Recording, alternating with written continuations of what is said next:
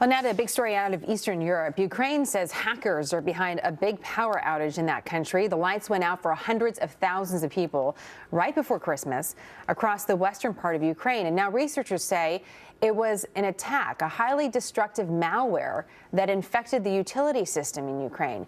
This would be the first ever successful BlackEnergy attack. That's the name of the malware, BlackEnergy, as worries mount about the vulnerability of our power grid here at home. Morgan Wright is a cybersecurity analyst, senior fellow at the Center for Digital Government.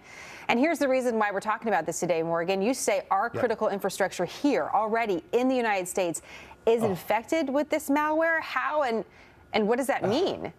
Well, look, DHS put out a report over a year ago, talking about how much of our critical infrastructure has been infected with this BlackEnergy malware. I mean, they've discovered it in a lot of these industrial control systems.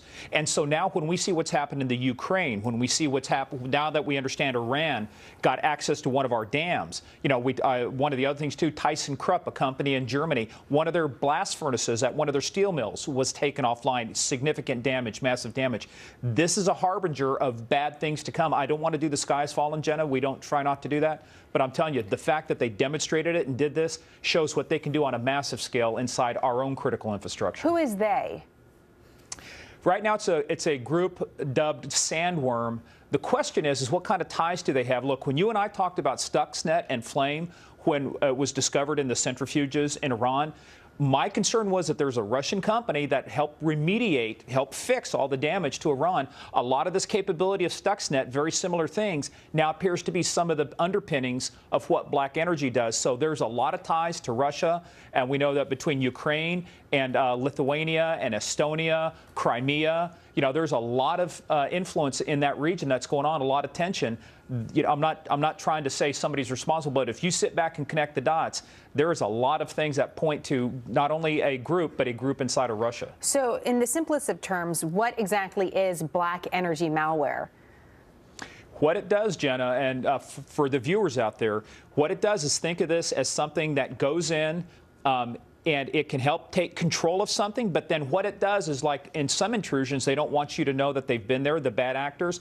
This one actually now has a feature. It allows you to go in, invade the system, take control of it, and then start wiping things. It wipes over 4,000 different types of files. It has a feature called Kill Disk, and that's exactly what it does. It kills the hard drive. It makes it unbootable, and then it forces the machine to reboot. It's kind of what happened with Saudi Aramco back in 2012, 30,000 computers taken offline. That's pretty much what happened with Ukraine. Their critical systems, their control systems, the brains of this system were taken offline, and when they rebooted, boom, the power went out. One former cyber warfare operations officer who's now working in the private sector said that's what he found. He found these fingerprints of what the malware does after it takes control of the infrastructure. And that's why he says he was initially skeptical, but now believes it is indeed a successful BlackEnergy malware attack. Right. So you say this is already in our infrastructure. It's already hiding, if you will, in the corners of our infrastructure here in the United States. So if we know it's there, can we clean it up? Can we get it out?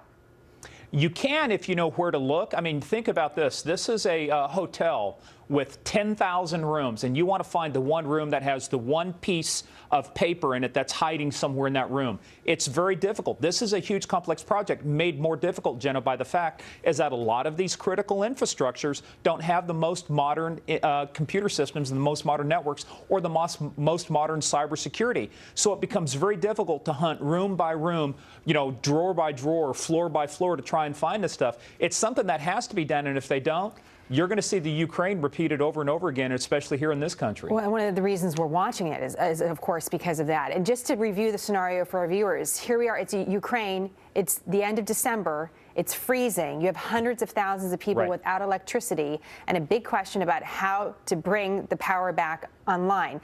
Morgan, what's your understanding of how the power came back?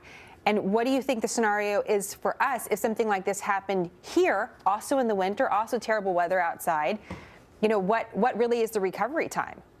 Well, a couple things. So the first thing is they were fortunate that it did rebound. I think they said they brought it back in about a half a day, you know, to a day. And they say, well, look, hey, the good news is it came back. Well, that's like saying it's just a flesh wound. You know, it can happen over again. Here's the problem when it's cold. Being a former Kansas state trooper, back when we worked when the wind chills got down to, 20, 30 below, when you have power go out, you have a cascading series of events of medical emergencies, response times, hospitals, nursing homes. My mother, before she passed away, was in a assisted living facility. The power went out in one of the coldest days ever in Manhattan, Kansas. So I can tell you that if the power goes out, you will have this cascading things that will tax our health care, that will tax emergency response, 911, utilities. So, yeah, this is a series of dominoes. You knock the first one down, Jenna, sure. 10 more are going to fall behind it. Just 10 seconds more. Do you believe that we'd be able to come back online in a half a day or a day or so? I don't think so. You look at what happened in Ohio that one time, how long things were out, even New York. I think we were so interdependent. I think it maybe in a small area, but on a big scale, no. Wow. Certainly more to this story. I'm glad we're talking about it today. Scary as it is. Morgan, it's great to have you. Thank you. Thanks, Jenna. I was stranded in a few Kansas blizzards, so I know what he's talking about.